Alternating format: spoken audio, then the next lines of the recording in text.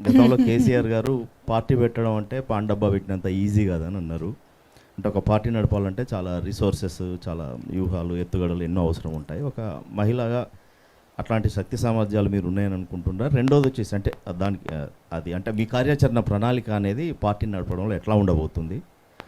రెండోది వచ్చేసి ఏంటంటే పాంచజన్యం అనేది ఒక ఎన్నికల టైంలో ఇచ్చే హామీ లాగానే ఉంది, కానీ ఒక సైద్ధాంతిక భూమిక ఉన్నంత అంటే ఒక అంత గ్రావిటీ లేదు అనే ఒక విమర్శ కూడా వస్తుంది. దాని మీద మీరేం రిప్లై చేస్తారు?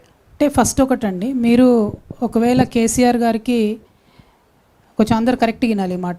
ఒకవేళ కేసీఆర్ గారికి నా ప్లేస్లో కొడుకుండుంటే ఇలా ఆయన పార్టీ పెడితే మీరు ఇట్లాంటి ప్రశ్న అడిగేవాళ్ళు కాదు. మీరు అడగడమే ఏం అడుగుతున్నారు? ఒక మహిళగా మీకు పార్టీ నడిపే శక్తి సామర్థ్యం ఉందా అని అడుగుతున్నారు. మహిళగా దేశాన్ని నడిపే శక్తి సామర్థ్యం ఉందని చెప్పి ఇందిరాగాంధీ గారు నిరూపించిండ్రు, జయలలిత గారు నిరూపించిండ్రు, మమతా బెనర్జీ గారు నిరూపించిండ్రు. అనేక మంది మహిళలు ఈ రాష్ట్రంలో ముఖ్యమంత్రులుగా దేశానికి అనేకమైనటువంటి వన్నెలు తెచ్చినటువంటి మహిళలు ఉన్నారు. వారందరి స్ఫూర్తితో పనిచేస్తాం.